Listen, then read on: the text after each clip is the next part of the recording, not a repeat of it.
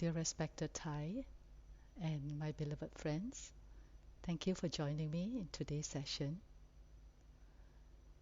This is a very special session for me, as it is a session for us to pay tribute to a great master, a great teacher, Venerable Thich Nhat Hanh, who has transformed the lives of many through his simple and compassionate teaching. Thich Nhat Hanh, or Thai, just passed away hours ago, which is early this morning, at the age of 95, at his root monastery in Vietnam. And some of you, or if not all of you, must have heard of or read of his teaching, either through books, YouTube, and etc., which I need not elaborate further. But personally, I'm eternally grateful for the opportunity I had to live, learn, and practice together with the Sangha in Plum Village in France. Although I've never directly received teaching from him, but Thai's teaching is beautifully continued and shared by his students. For that, I'm truly grateful. So today, this session is a sacred or a special moment for us to come together and sit and breathe mindfully, to feel the presence of Thai in each and every one of us in this present moment. Some of us may feel a loss or sad, as if Thai has left us. He has gone to another world, a pure realm, which is his true home. That is his common belief. But there is another perspective offered by the Buddha and Thai, that our true home is always right here, right now. With mindfulness, concentration, and insight, we can actually touch our true home every moment. And Thai is at his true home, and so are we. Although physically he has left us, but his Dharma body is with us always. And with mindfulness and attentiveness, we can even see his new manifestation, as quoted in this beautiful verse, "A cloud never dies." Even when the cloud is not there, it continues as snow or rain. It is impossible for the cloud to die. It can become rain or ice, but it cannot become nothing. The cloud does not need to have a soul in order to continue. There's no beginning and no end. I will never die. There will be a dissolution of this body, but that does not mean my death. I will continue always. So with this, today we will sit together in the spirit of mindfulness, peace, and compassion, and I will read out an excerpt from his teaching on becoming truly alive or dying, which may be a poignant read today, but I hope it offers you solace and a moment of reflection. So with that, let's sit upright, but comfortable and relaxed. There's no effort needed. Simply allow the sound of my voice to come into your hearing. As I read out the words of Thai, just listen as if you are listening to the sound of rain.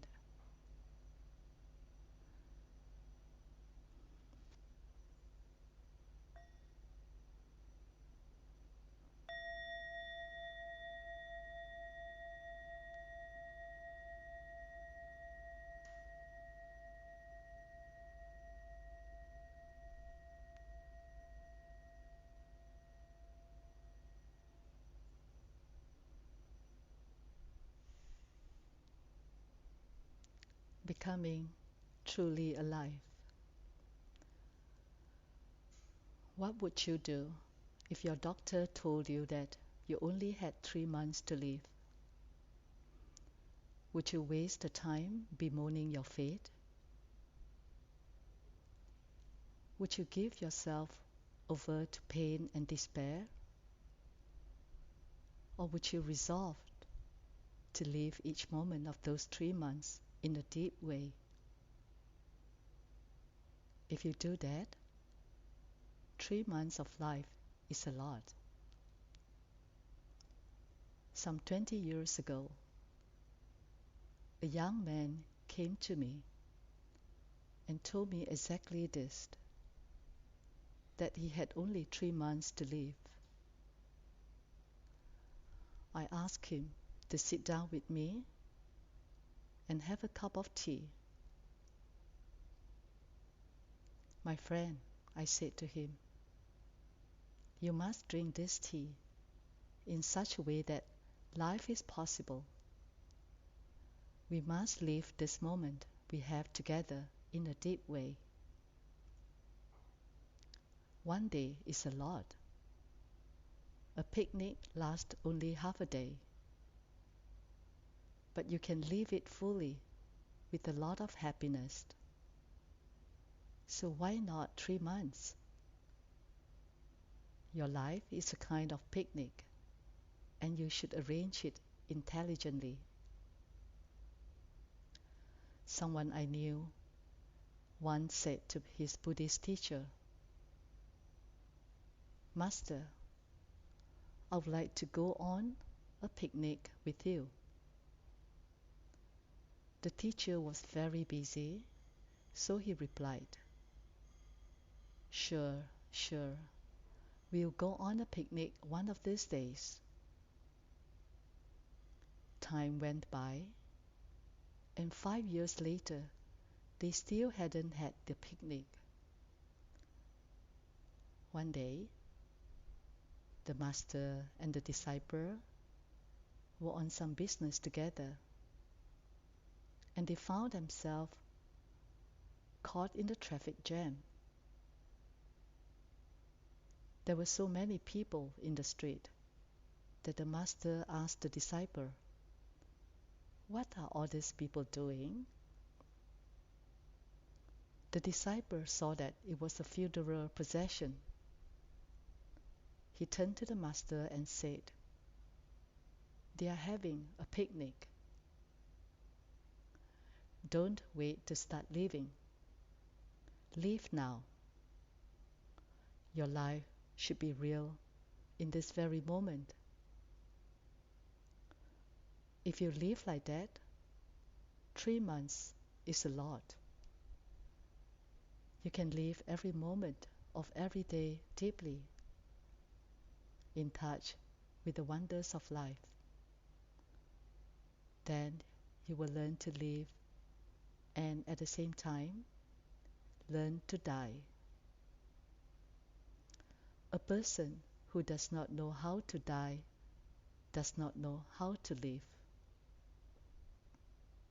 and vice versa. You should learn to die immediately. This is a practice. Are you ready to die now? Are you ready to arrange your schedule in such a way that you could die in peace tonight? That may be a challenge, but that is the practice. If you don't do this, you will always be tormented by regret. If you don't want to suffer, if you don't want to be tormented by regret, the only solution is to live every moment, every minute you are given in a deep way. That's all that is to it. The only way to deal with insecurity, fear, and suffering is to live the present moment in a profound way. If you do that, you will have no regrets. That is what the young man who was told he had 3 months to live chose to do. He decided to live every moment of his life in a very deep way. When he started doing that, he felt the sources of his despair leaving him, and he got himself back on his feet. It was a miracle. Though his doctor had pronounced a kind of death sentence on him, he lived another 15 years. I gave him the Dharma name Chan Sing, which means true life. Before he was told that he was going to die, he didn't know what real life was. But after that happened, he learned what real life was, because he was there for every moment of every day. Albert Camus, in his novel The Stranger, used the term the moment of awareness. When the protagonist of the novel, Mersault, learned he is going to be executed for the murder he has committed, anxiety, fear, and anger are born in him. In despair, he is lying on his prison bed, looking at the ceiling, when for the first time he sees the square of blue sky through the skylight. The sky is so blue. It is the first time in his life that he has gotten deeply in touch with the blue sky. He has already lived for decades without ever really seeing the blue sky. Perhaps he has looked at the sky from time to time, but he has not seen it in a deep way. Now, 3 days before his death, he is able to touch the blue sky in a very deep way. The moment of awareness has manifested. Mersault decides to live every minute he has left fully and deeply. Here is a prisoner who is practicing deep meditation. He lives his 3 last days in his cells within that square of a blue sky. That is his freedom. On the afternoon of the last day, a Catholic priest comes to Mersault's prison cell to give him the last rites. But Mersault refuses. He doesn't want to waste the few hours left to him talking to the priest, and he doesn't let him come in. He says, "The priest is living like a dead man. He's not living like me. I'm truly alive." Maybe we too are living like dead people. We move about our life in our own corpse because we are not touching life in depth. We live a kind of artificial life with lots of plans, lots of worries and anger. Never are we able to establish ourselves in the here and now and live our lives deeply. we have to wake up. We have to make it possible for the moment of awareness to manifest. And this is the practice that will save us. This is the revolution.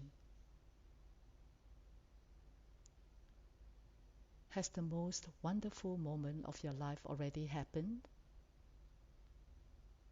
Ask yourself that question. Most of us will answer that it hasn't happened yet, but that it could happen at any time. No matter how old we are, we tend to feel that the most wonderful moment of our life has not happened yet. We fear maybe it is too late, but we are still hoping. But the truth is, if we continue to live in forgetfulness, that is, without the presence of mindfulness, that moment is never going to happen. The teaching of the Buddha tells you clearly and plainly to make this the most magnificent and wonderful moment of your life. This present moment must become the most wonderful moment in your life. All you need to transform this present moment into a wonderful one is freedom. All you need to do is free yourself from your worries and preoccupations about the past, the future, and so on. The deep insight of impermanence is what helps us to do that. It is very useful to keep our concentration on impermanence alive. You think that the other person in your life is going to be there forever, but that is not true. That person is impermanent, just like you. So if you can do something to make that person happy, you should do it right away. Anything you can do or say to make him or her happy, say it or do it now. It is now or never. In the practice of Buddhism, dying is very important. It is as important as living. Death is as important as being born, because birth and death inter-are. Without birth, there could be no death. Without death, there is no birth. Birth and death are very close friends, and collaboration between the two of them is necessarily for life to be possible. So, do not be afraid of death. Death is just a continuation. It is and so is birth. At every moment, death is happening in your body. Some cells are dying, so other cells can come to life. Death is indispensable to life. If there is no death, there is no birth. Just as there can be no left if there is no right. Don't hold out hope that life will be possible without death. You must accept both of them, birth and death. If you practice well, you can gain deep insight into the ultimate dimension. while remaining in touch with the historical or relative dimension. And when you are deeply in touch with the historical dimension, you also touch the ultimate dimension. And you will see that your true nature is no birth, no death. So living is a joy. Dying in order to begin again is also a joy. Starting over is a wonderful thing. And we are starting over constantly. Beginning anew is one of our main practices at Plum Village.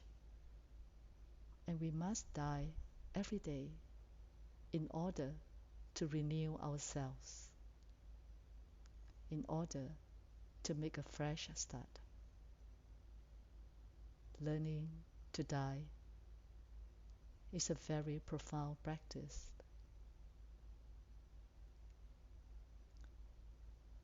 Here is a poetry which I'm going to read out. This body is not me. I'm not caught in this body. I am life without boundaries. I have never been born, and I shall never die. Look at the ocean and the sky filled with the stars, manifestations of my wondrous true mind. Since before time, I have been free. Birth and death are only doors through which we passed, sacred threshold on our journey. Birth and death are just a game of hide and seek. So, laugh with me. Hold my hand. Let us say goodbye. Say goodbye to meet again soon. We meet today. We will meet again tomorrow. We will meet at the source at every moment. We meet each other in all forms of life.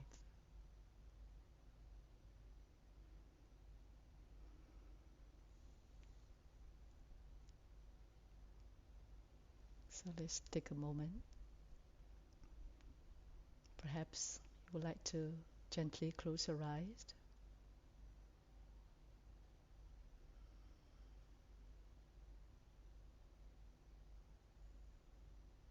And let us sit in silence.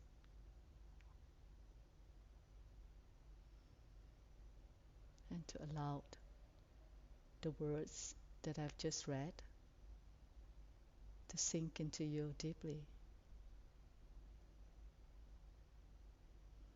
And begin by aware of your breath. Breathing in. Aware of my in-breath. Breathing out. Aware of my out-breath. In-breath. Out-breath.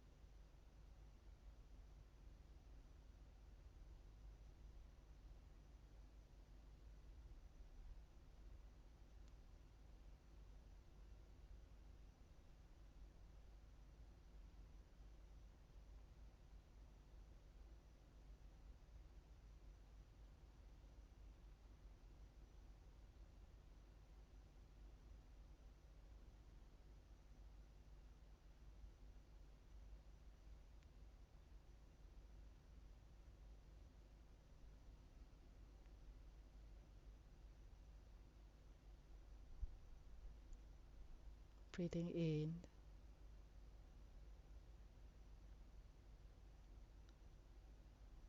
I'm aware of this body.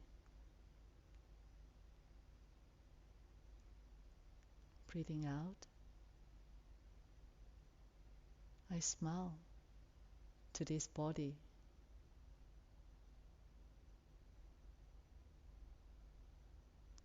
Aware of this body, smiling to this body.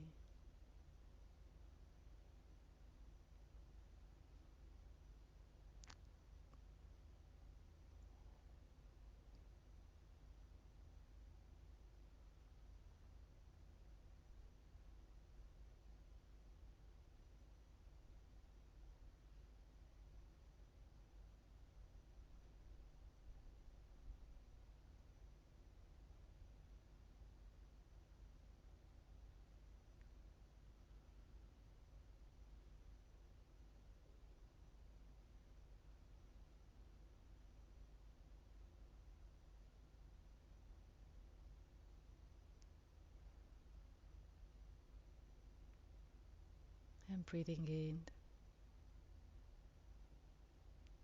I'm aware that I am not this body. Breathing out, I am aware that I am not caught in this body.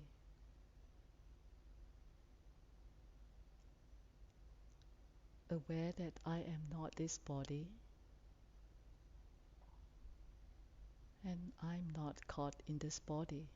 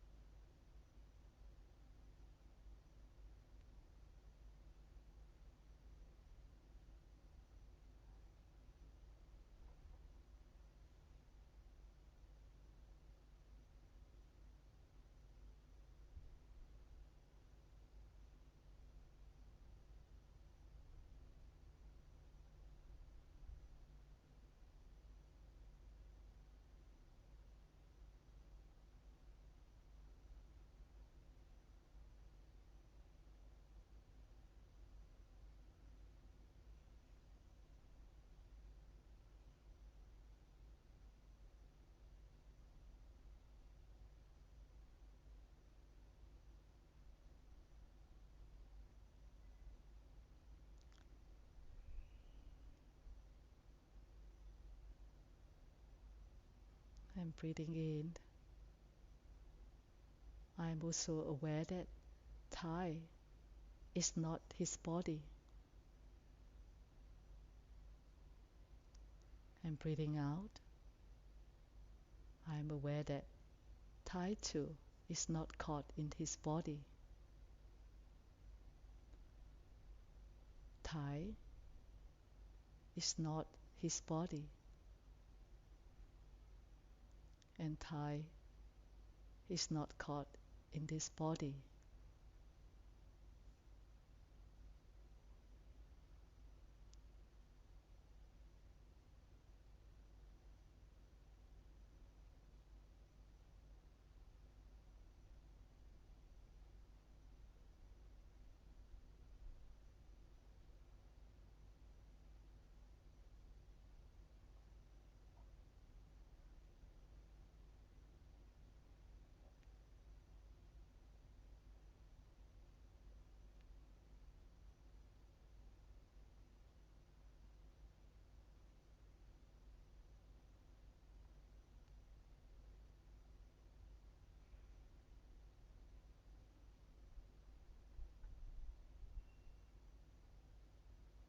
And breathing in,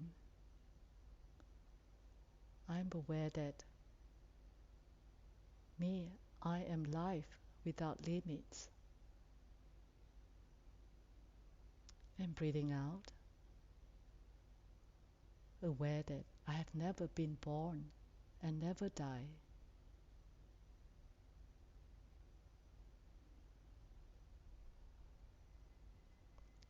Life without limits,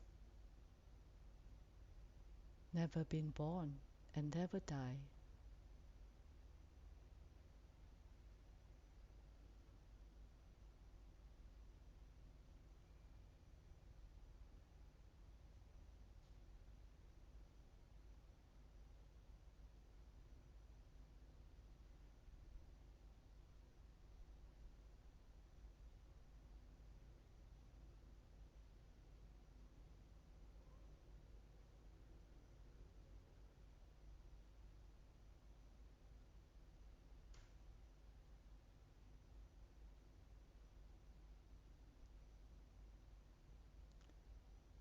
Similarly, I am aware that Thai is life without limits, and Thai is never been born and never die. Again, he is life without limits, and he has never been born and never die.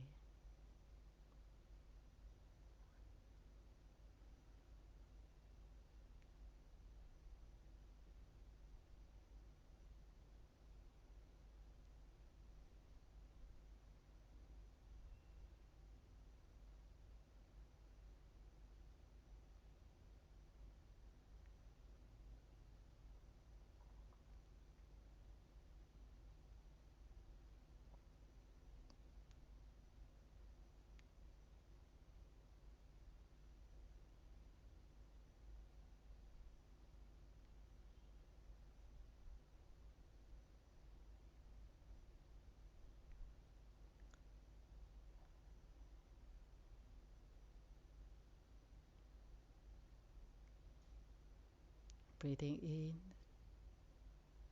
aware that Thai is in union of galaxy arising from consciousness. And breathing out, aware that Thai is the mountains and the rivers in union of galaxy, in mountains and rivers.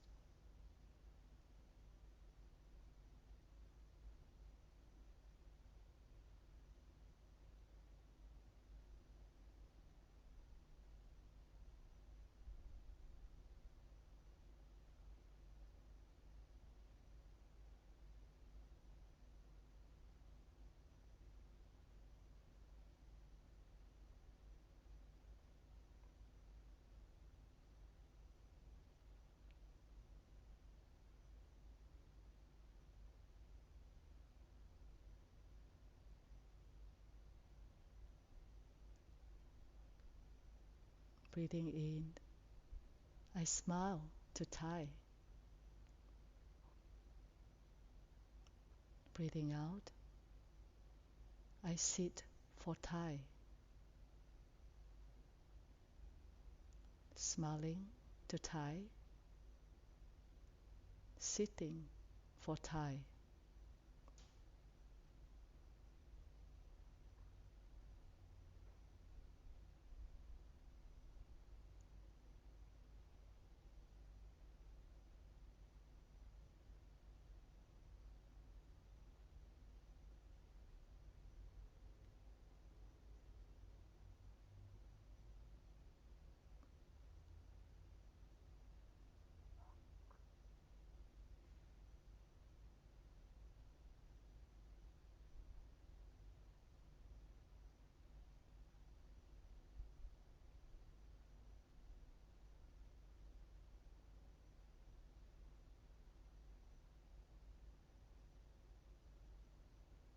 And breathing in, I wave goodbye to Thai.